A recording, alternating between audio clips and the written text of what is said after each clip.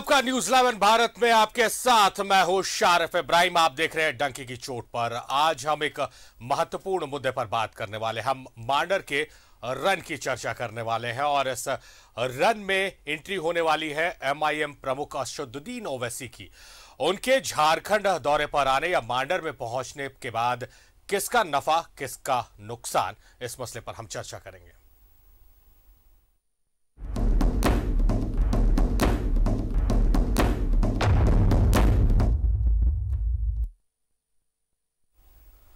तो मांडर के महाभारत में ओवैसी की एंट्री हो गई है। मांडर उपचुनाव में देवकुमार धान के लिए असदुद्दीन ओवैसी वोट मांगेंगे। चानू में रविवार को ओवैसी की सभा है, लेकिन असदुद्दीन ओवैसी के आने से किसको फायदा और किसका नुकसान होगा? क्या इस बार देवकुमार धान को जीत का ताज पहना पाएंगे ओवैसी? ये एक बड़ा सवाल है। केरल में ओवैसी की एंट्री, रविवार को चान्हो में ओवैसी की सभा, देवकुमार धान के लिए मांगेंगे वोट। मांडर के महाभारत में एआईएमआईएम प्रमुख असदुद्दीन ओवैसी की एंट्री हो गई। 19 जून यानी रविवार को रांची के चान्हो में ओवैसी की सभा प्रस्तावित है।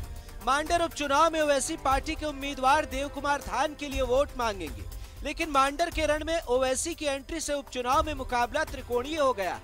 कांग्रेस की शिल्पी नेहा तिर्की, बीजेपी की गंगोत्री कुजूर और एआईएमआईएम समर्थित उम्मीदवार देवकुमार धान के बीच कड़ी टक्कर मानी जा रही। लेकिन सवाल ये कि आखिर ओवैसी के आने से सबसे ज्यादा फायदा किसको होगा और नुकसान किसका? हालांकि राजेश ठाकुर ने कहा है कि ओवैसी के आने से कांग्रेस को कोई फर्क नहीं पड़ेगा। उन्होंने ओवैसी और बीजेपी के साठगांठ के साथ ओवैसी के उम्मीदवार को वोटकटवा करार दिया। देखिए, ये लोग मदारी लोग हैं, बहुत तरह तरह से लोग आएंगे और फर्क क्या पड़ेगा? अब तो भारतीय जनता पार्टी की साठगांठ सामने आ गई है। पहले भारतीय जनता पार्टी के लिए वो उम्मीदवार खड़े करते थे, इस बार उम्मीदवार नहीं मिला तो भारतीय जनता पार्टी ने अपना उम्मीदवार दे दिया कि लो भैया लड़ा लो, चूंकि वोट काटना है। इधर बीजेपी ने भी कहा है कि मांडर उपचुनाव में ओवैसी की सभा से बीजेपी को कोई फर्क नहीं पड़ेगा। बाबूलाल और अन्नपूर्णा देवी ने दावा किया है कि मांडर की जनता ने इस बार कमल खिलाने का मन बना लिया है। देखिए, सबको चुनाव लड़ना चाहिए, लड़ रही अच्छी बात है। कहीं आपका नुकसान तो नहीं हो जाएगा? नहीं, हमारा नुकसान क्यों होगा? हम अपनी कार्यक्रमों के बल पर जनता के बीच जा रहे हैं। लोकतंत्र है, उसमें आप किसी को कुछ मना नहीं कर सकते हैं। कोई नुकसान नहीं होगा उनके लड़ने से। भारतीय जनता पार्टी को कोई फर्क नहीं पड़ेगा। भारतीय जनता पार्टी के पक्ष में आप देखें तो बिल्कुल लोग मन बनाए हैं, इसलिए कहीं भी इधर उधर कोई दिक्कत नहीं होगी। और लोग जानते हैं कि आदरणीय मोदी जी के नेतृत्व में ही देश और प्रदेश सुरक्षित है। 2019 के विधानसभा चुनाव में बंधु तिर्की ने बीजेपी के देवकुमार धान को 23,000 से ज्यादा वोटों से हराया था। वहीं एआईएमआईएम भी मांडर में अपनी उपस्थिति दर्ज कराने में कामयाब रही थी। लेकिन इस बार बीजेपी ने देवकुमार धान का टिकट काटकर फिर से गंगोत्री कुजूर पर भरोसा जताया। ऐसे में बागी देवकुमार धान ने एआईएमआईएम का दामन थाम लिया। वहीं पिछली बार जेवीएम से जीत दर्ज करने वाले बंधु तिर्की ने इस बार हाथ का साथ लेकर अपनी बेटी शिल्पी नेहा तिर्की को मैदान में उतारा है। ऐसे में मांडर उपचुनाव में मुकाबला दिलचस्प हो गया है। अब देखना होगा कि 23 जून को जनता का प्यार किसको मिलता है और किसे जनता नकारती है। न्यूज 11 भारत के लिए रांची के मांडर से राकेश और राजेश कुमार की रिपोर्ट।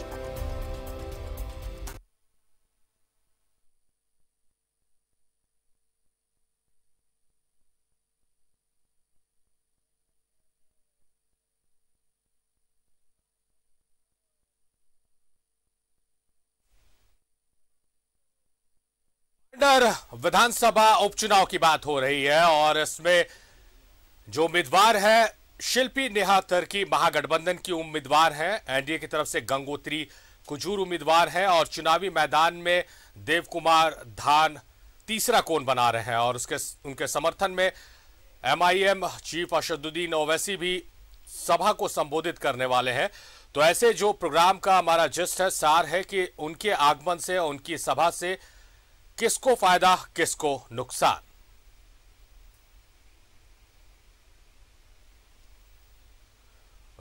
रविवार को चान्हो में ओवैसी की सभा है। देव कुमार धान के लिए वो वोट मांगेंगे और ओवैसी के सभा करने से जो सवाल का हम जवाब ढूंढने की कोशिश करेंगे अपने इस कार्यक्रम में, अपने इस प्रोग्राम में, वो ये रहेगी कि ओवैसी के दौरे से किसको फायदा, किसको नुकसान।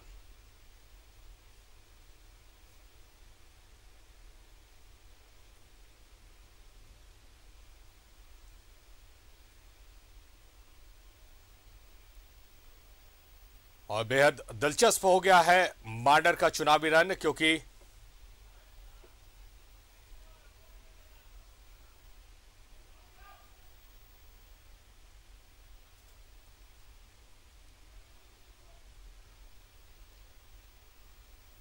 तो बताएं कि झारखंड विकास मोर्चा के टिकट पर चुनाव लड़ने के बाद कांग्रेस में शामिल हुए बंधु तिर्की और उनकी सदस्यता समाप्त हुई, जिसके बाद उपचुनाव की घोषणा हुई मांडर सीट पर और बंधु तिर्की ने अपनी पुत्री शिल्पी नेहा तिर्की को चुनावी मैदान में उतारा है। महागठबंधन की उम्मीदवार है, एनडीए की तरफ से उम्मीदवार है गंगोत्री कुजूर और देव कुमार धान एक तीसरा कोण बना रहे हैं, जिनके समर्थन में कल असदुद्दीन ओवैसी सभा करने वाले हैं।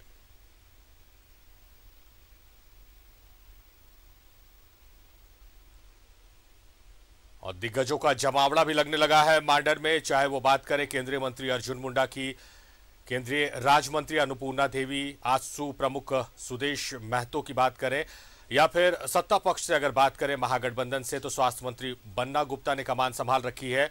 जो सूचनाएं आ रही हैं कि कांग्रेस के प्रदेश प्रभारी अविनाश पांडे भी 4 सभाओं को संबोधित करेंगे, कल उनके आने की बात है, लेकिन अभी जो लेटेस्ट अपडेट हमारे पास आया कि उनकी तबीयत नासाज है, शायद उनका दौरा टल जाए।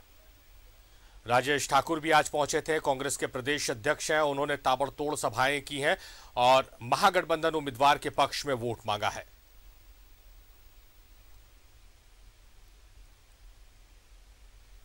तो बात एनडीए की हो या महागठबंधन की, दोनों ही तरफ से दिग्गजों की एंट्री हो चुकी है मांडर सीट पर और एक के बाद एक बड़े चेहरे, बड़े नाम मांडर में देखने को मिल रहे हैं।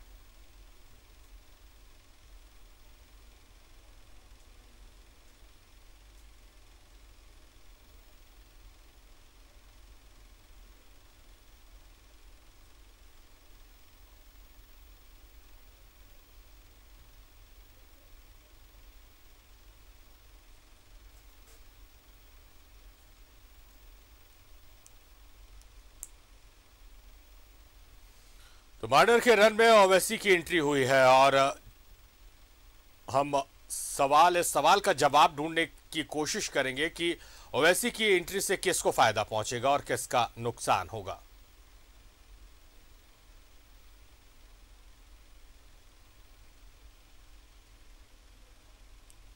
तो आज कांग्रेस के प्रदेश अध्यक्ष राजेश ठाकुर, मंत्री आलमगीर आलम पहुंचे थे और वहां पर सभा को उन्होंने संबोधित किया है। कल बन्ना गुप्ता पहुंचे थे, स्वास्थ्य मंत्री हैं सूबे के। वहीं एनडीए की तरफ से बात किया जाए तो केंद्रीय मंत्री अर्जुन मुंडा, विधायक दल के नेता बाबूलाल मरांडी, केंद्रीय राज्य मंत्री अन्नपूर्णा देवी और आजसू प्रमुख सुदेश महतो ने मांडर में प्रचार की कमान संभाल रखी है।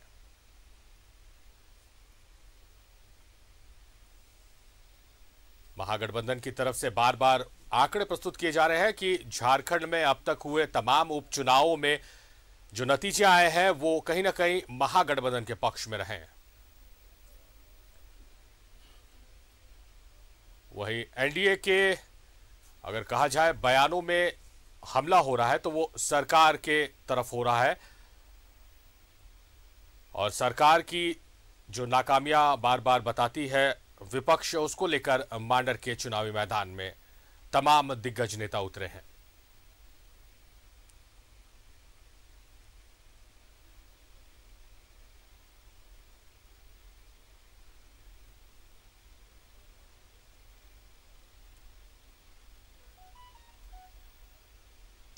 आपको बताया कि इससे पहले जो चुनाव हुए थे उसमें 23,000 के लगभग वोट लाया था एमआईएम के प्रत्याशी ने और झारखंड में जिस भी सीट पर चुनाव लड़ा है सबसे अधिक जो वोट्स आए हैं वो मांडर विधानसभा सीट पर आया था। तो ये वोट किस तरफ जाएगा? क्या ओवैसी के आने के बाद जिसके समर्थन में आ रहे हैं देव कुमार धान के, क्या उधर वो वोट शिफ्ट करेगा? ये एक सवाल है। और अगर शिफ्ट करता है तो किसको इसका नफा है, किसको इसका नुकसान है? तो मांडर के रन में ओवैसी की एंट्री हो गई है और किसको इसका नुकसान होगा और कहां फायदा पहुंचेगा, इस सवाल को लेकर आज हम उपस्थित हुए डंके की चोट पर। और हमारे साथ 3 खास मेहमान हैं स्टूडियो से। हमारे साथ बीजेपी के सरोज सिंह हैं, हमारे साथ तनुज खत्री हैं जेएमएम से, और हमारे साथ राकेश सिन्हा है कांग्रेस से। बहुत स्वागत है आप तीनों मेहमानों का। और सीधे सबसे पहले हम सरोज के पास चलेंगे। सरोज जी, ओवैसी की एंट्री हो रही है और लगातार जिस तरह से आरोप भी लगते रहते हैं कि बी टीम की बात कही जाती है एमआईएम को, बीजेपी की बी टीम, तो किसको फायदा किसको नुकसान, आप ही से शुरुआत करते हैं। अब कौन ए टीम कह रहा है, कौन बी टीम कह रहा है, कौन क्या कहता है, ये तो भारतीय जनता पार्टी को नहीं पता है और हमको नहीं पता है। मैं इतना अच्छी तरह से जानता हूँ कि वहाँ पर पार्टी जो है चुनाव कैसे जीते और जो पोलिंग हो उस पोलिंग का 50% मत हमको कैसे मिले, उस पर पार्टी लगी हुई है। और सरकार, पार्टी के कार्यकर्ता लगे हुए हैं, हमारे सारे लीडर लगे हुए हैं। और सरकार का जो फेलियर है, सरकार जो पिछले दिनों 2.5 साल 3 साल जो सरकार के होने जा रहे हैं, 2.5 साल से सरकार ने जो जनता के लिए कुछ नहीं किया, अपने लोगों के लिए, अपने परिवार के लिए, अपने लोगों के लिए, और जिस तरह से सरकार ने काम किया है, इसको लेकर के हम जनता के बीच जा रहे हैं। और जनता से हम उम्मीद करते हैं कि भाई हमें 50% मत, जितना पोलिंग हो उसका आधे मत मिले और हमारा प्रत्याशी जीते। हम इसमें लगे हुए हैं, हमारे नेता इसमें लगे हुए हैं। कौन आ रहा है, कौन जा रहा है, उससे पार्टी को बहुत लेना देना नहीं है। आपने पीछे भी देखा होगा, पिछले 2-3 चुनाव में, तो हम जो है दुमका का चुनाव हो या मधुपुर का चुनाव हो, और दोनों चुनाव में आपने देखा होगा सीधी लड़ाई हुई थी। तब भी जो है पूरी सरकार लगने के बाद भी दुमका में 6,500 के आसपास, और मधुपुर में भी वही करीब 5,000 के आसपास जो है, वैसे ही कम अंतर से बेरमो में भी, जबकि वहां कोई तीसरे प्रत्याशी जो है आसपास भी नहीं थे कोई। तो कहने उसके बाद भी जो है सीधी लड़ाई, जबकि ये सब सीटें जो है, चाहे दुमका की सीट हो, चाहे मधुपुर का सीट हो, चाहे आपका बेरमो की सीट रहा हो, चाहे ये मांडर की सीट हो, ये निश्चित रूप से हम इसको मानते हैं कि भारतीय जनता पार्टी जो है इन सीटों पर कहीं एक बार, कहीं किसी सीट पे 2 बार, बाद बाकी एक बार ये सीटों पे जीती है। सीट जो है हमेशा विपक्ष के पास रहा। और वो जब एक बार हम जीते भी, तो जब त्रिकोणीय लड़ाई हुए तब जाकर के कभी हम ये सीट को जीते थे। लेकिन आज इन सीटों पर क्या हुआ, पिछले चुनाव में सीधा भी लड़ाई हुआ तो हम अपना वोट बैंक को इतना बढ़ा करके ले गए कि सीधी लड़ाई में भी वो सीट 4,000-5,000 से जो है दोनों सीट हम चूके पूरी सरकार लगने के बाद।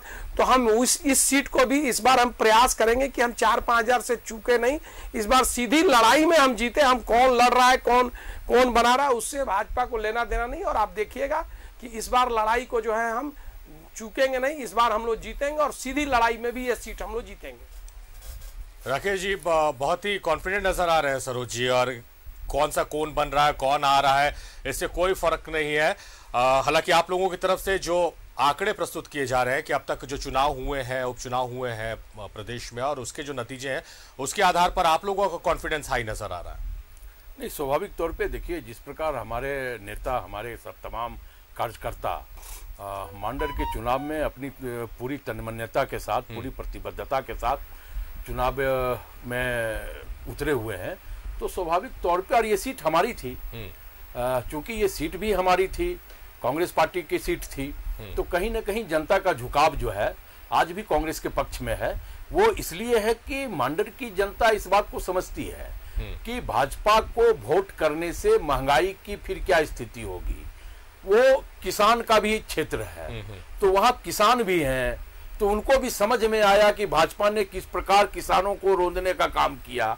युवा अभी समझ रहे हैं कि हमारा भविष्य को खतरे में डाल करके पूरे युवा को लथपथ करके ये अग्निपथ चला रहे हैं। तो इन तमाम बातों को लेकर के मांडर की जनता संवेदनशील है, और हमें लगता है कि अब देखिए, कॉन्फिडेंट होना भी चाहिए भाई को, क्योंकि हर चुनाव ये हारे हैं उपचुनाव, और हर उपचुनाव में इनको कॉन्फिडेंट रहा है, तो इनके कॉन्फिडेंट का मैं बधाई भी देता हूं। लेकिन मांडर की जनता जो है कांग्रेस के पक्ष में, महागठबंधन प्रत्याशी के पक्ष में फैसला देने का निश्चय कर लिया है। तो मतलब ओवैसी के आने से आप भी वही इत्तेफाक रख रहे हैं सरोज जी की बातों से कि कोई फर्क नहीं पड़ेगा? नहीं, देखिए फर्क क्या है कि मांडर और इस राज्य की जनता इस बात को भली भांति समझ गई है कि ओबीसी का मतलब भारतीय जनता पार्टी की अनुषंगिक इकाई। तो ओबीसी जब भारतीय जनता पार्टी की अनुषंगिक इकाई के रूप में काम कर रही है पूरे देश में, तो उसका मैसेज मांडर की जनता के पास भी है ना, उसका मैसेज मांडर के युवाओं के पास भी है, उसका मैसेज मांडर की महिलाओं के पास भी है। तो कहीं ना कहीं मुझे ये लगता है कि ओबीसी के आने से जाने से, और देखिए क्या है कि कल तक जो व्यक्ति भारतीय जनता पार्टी से चुनाव लड़ा, आज वो ओबीसी की पार्टी से चुनाव लड़ रहा है। तो कहीं डीएनए चेंज होता है क्या इतना जल्दी? तो ये मांडर की जनता बखूबी समझती है इस बात को, तो उसका कोई असर हमें लगता है कि मांडर पे पड़ने वाला नहीं है। महागठबंधन प्रत्याशी भारी मतों से विजयी होगी। तनुज, मांडर में एक चीज देखने को मिल रही है जो अभी तक जितने उपचुनाव हुए उसमें ये चीज देखने को नहीं मिल रही थी कि जो भी लोग एनडीए की तरफ से प्रचार करने वहां पर पहुंच रहे, उनके निशाने पर सरकार है। बंधु या शिल्पी नेहा तिर्की के बारे में बयान देने से बच रहे या फिर परहेज कर रहे हैं या नहीं दे रहे, सरकार पर सीधा सीधा हमला किया जा रहा है और मंच से भी सरकार की जो खामियां बार बार बीजेपी बताती है उसी को जनता तक भी पहुंचाया जा रहा है। तो आप लोगों के लिए भी चुनौतियां बड़ी है। देखिए, इसमें किसी का दोष नहीं है। ये भारतीय जनता पार्टी के जो तमाम नेता हैं उनको रात में सपने में भी हेमंत सोरेन आते हैं और वो बेचैन हो जाते हैं कि कैसे मात देंगे। 2019 में मुंह की खानी पड़ी, तमाम जो उपचुनाव हुआ उसमें मुंह की खानी पड़ी, और किस तरीके से आज जो देश के अंदर हालात हैं, किस तरीके से 16 करोड़ नौकरी देने की बात करके भारतीय जनता पार्टी इस देश की सत्ता में काबिज हुई थी, किस तरीके से आज सेना जैसे जिसके विषय में जितनी बात की जाए वो मैं समझता हूं कि कम है, उसको तक अनुबंध पे ले जाने का काम भारतीय जनता पार्टी ने किया। तो आज इनके पास कोई मुद्दा नहीं है, आज इनके पास कोई नेता नहीं है।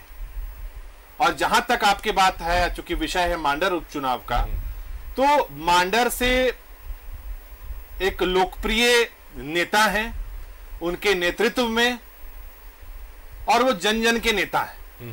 तो इसमें कोई दो मत नहीं है कि उनकी जीत में किसी को संशय करने की जरूरत नहीं है। और पूरा महागठबंधन, ना सिर्फ कांग्रेस पार्टी बल्कि तमाम जो दल हैं गठबंधन के, उन्होंने पूरी अपनी ताकत झोंक दी है। आने वाले समय में माननीय मुख्यमंत्री का भी दौरा होगा और आप देखिएगा कि किस तरीके से वहां की जनता इनके सारे हथकंडों को, जो भी आ जाए, पहले भी लोग आने का काम किए इस राज्य में, कहीं नाम तक दर्ज नहीं हो पाया, कहीं नाम तक दर्ज नहीं हो पाया। कैसे वो जब आते थे नेता, तो कैसे भारतीय जनता पार्टी के नेताओं के द्वारा उनके लिए होटल बुक किया जाता था, यहां तक भी चीजें सामने आई थी उस वक्त।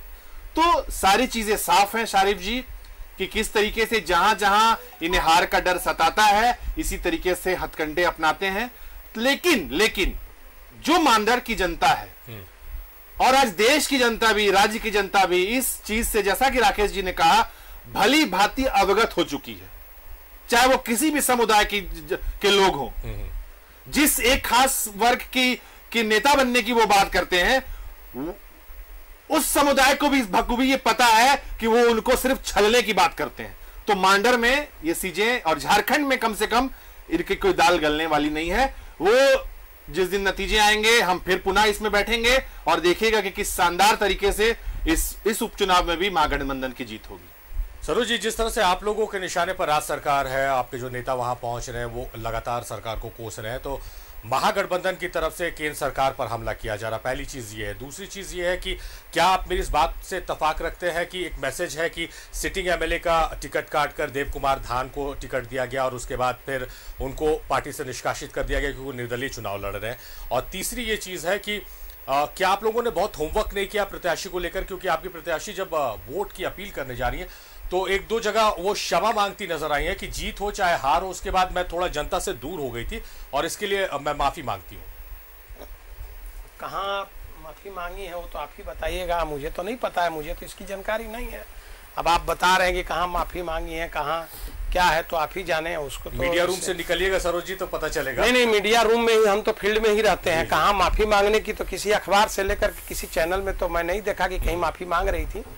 और सवाल है, देखिए एक बात मैं बता दूं आपको कि मित्र लंबा बात कर रहे थे, मैं बहुत उस बातों पर नहीं जाना चाहता। कोई कृषि बिल पर चले गए, कोई किसान पर चले गए, कोई कहा कि जनता तय करेगी।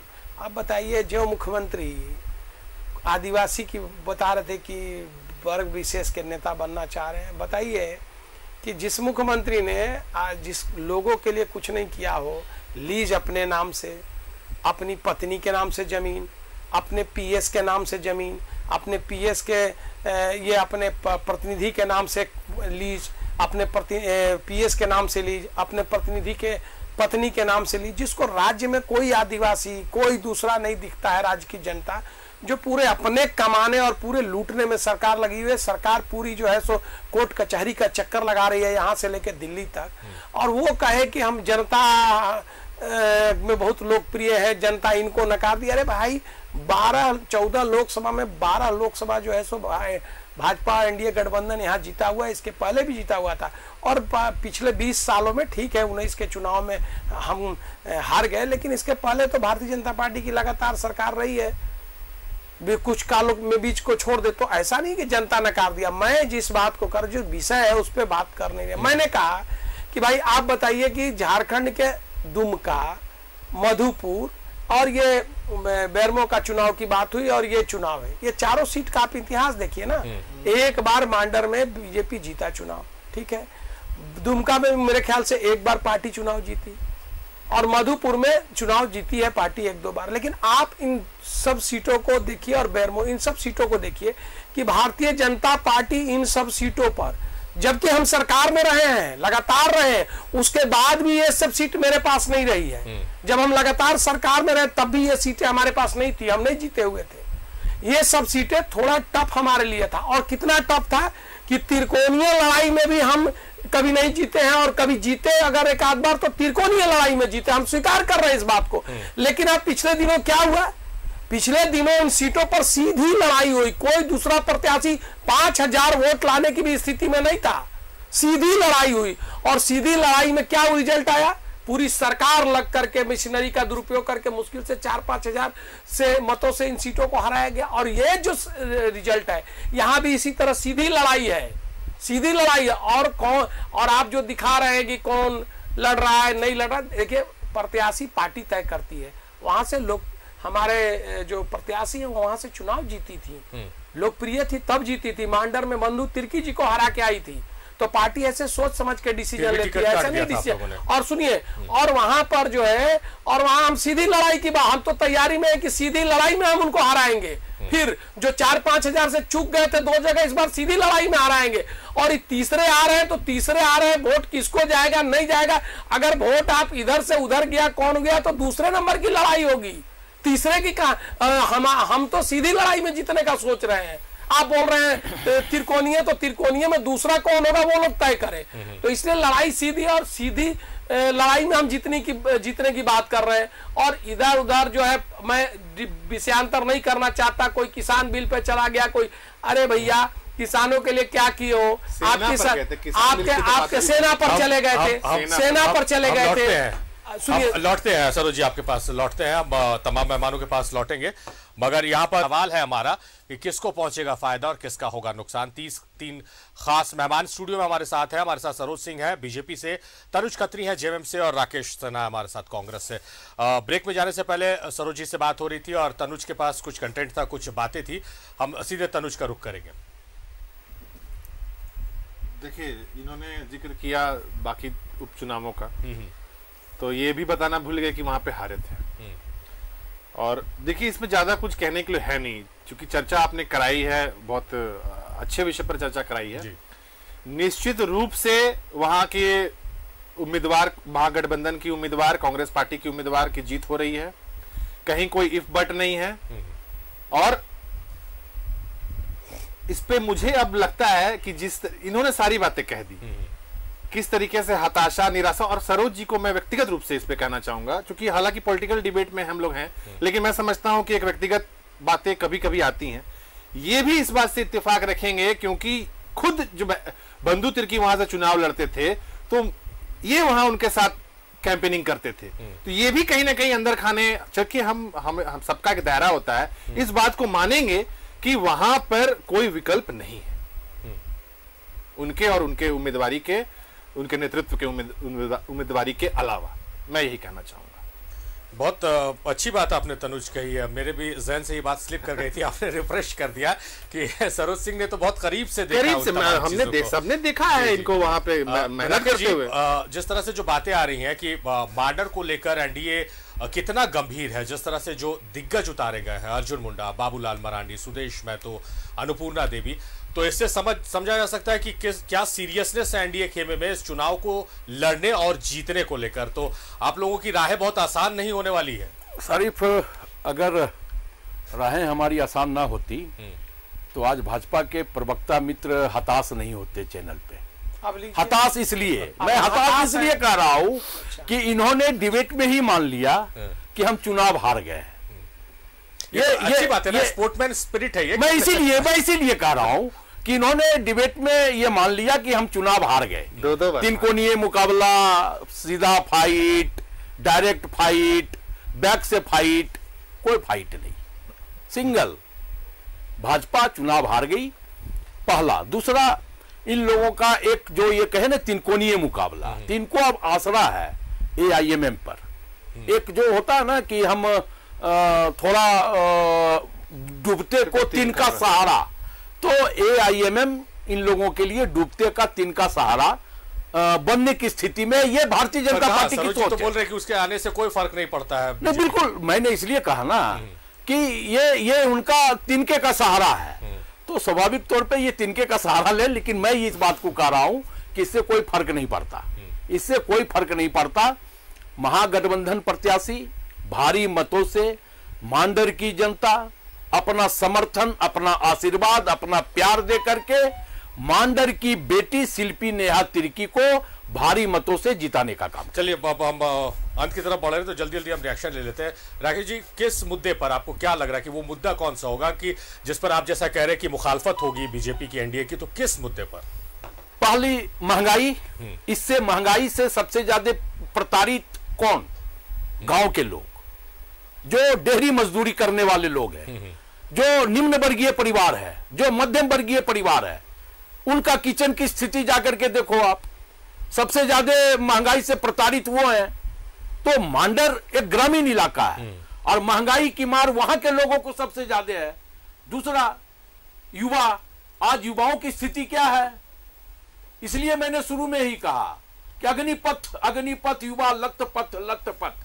युवाओं को तो लतपथ कर दिया, 75% युवाओं को नौकरी से निकाल देंगे और अडानी और अंबानी के गोदामों में सिक्योरिटी देने के लिए भेज देंगे।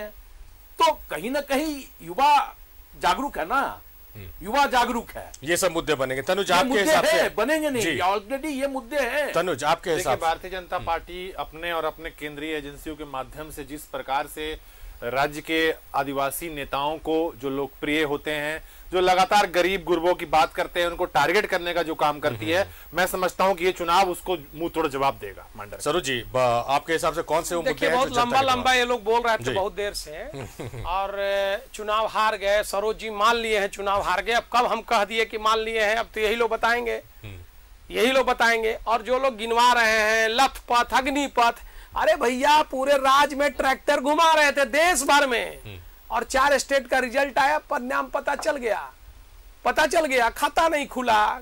उत्तर प्रदेश जैसे राज्य में बात करते हैं, अरे भैया जनता सब जान रही है अग्निपथ लथपथ, और रिजल्ट क्या होगा वो भी पता है। मांडर की बात लीजिए, चले गए दूसरे जगह चुनाव, मांडर पे करिए तो दूसरे जगह बात करेंगे, दूसरे जगह करिए तो मांडर पे बात करेंगे। ये अरे मांडर का छटपटाहट चिल्लाने लगे, चिल्लाना शुरू, इस बात का गवाह है कि अरे भैया अच्छा कौन हार रहा है? चिल्लाहट बता रहा है कौन हार रहा है? ट्रैक से हटाने की कोशिश। अरे भैया लेकर के आ गए। आज हम लोग कूल हैं। कौन प्रत्याशी? क्योंकि हम वहां लड़ रहे हैं, वहां जिस हम बोल नहीं रहे थे, लड़ना ही नहीं है। हम बोल रहे थे तो ये लोग हार गए इसलिए करूंगा कि इसी पैनल आप जो बोल रहे हैं तो कह रहे हैं हम कूल हैं, बीच में बोलना जरूरी है। अगर इनको समय उनके मुद्दे ले लेते सरोज जी, संक्षेप में मुद्दे कौन से मुद्दे? सरकार का हालत है ना, यहीं बैठेंगे हम लोग। सरकार का जो हालत है और सरकार जिस तरह से पूरा लपेट के अपने अंदर अपने और अपने परिवार में लगी हुई है ना, सरकार की रिजल्ट हालत ये बताएगा है कि रिजल्ट वहां का बताएगा करीब आ रहे हैं, विकास का काम ठप है सरकार की और हालत। जिसका राष्ट्रीय अध्यक्ष को ईडी का चक्कर लगा रहे हो, करीब आ रहे हैं। बताइए जिसका राष्ट्रीय अध्यक्ष आप जिसका ईडी का चक्कर पहले लगा रहा आपकी हो, जानकारी वो दुरुस्त भाषण कर दे रहा है, आप डिबेट में हो, आप जिसकी बात कर रहे हो हमारे अभी करने वाली पार्टी भाषण दे रहा है, आपको जानकारी का अभाव है। चलिए, जानकारी का अभाव है। शुरुआत तो बहुत अच्छे तरीके से हुई इस डिबेट की, लेकिन आखिर में जो आरोप प्रत्यारोप का दौर है वो कहीं ना कहीं सियासी पारे को स्टूडियो में भी बढ़ा रहा है। मांडर में भी सियासी पारा बढ़ा ही हुआ है, स्टूडियो में भी सियासी पारा बढ़ गया। बहुत शुक्रिया सरोज जी, आपने अपना समय दिया, बहुत शुक्रिया। तनुज आपका भी बेहद शुक्रिया, राकेश जी आपका भी बेहद शुक्रिया। आप लोगों ने अपना कीमती वक्त हमें दिया इस प्रोग्राम के लिए। आप तीनों ही मेहमानों का बहुत शुक्रिया।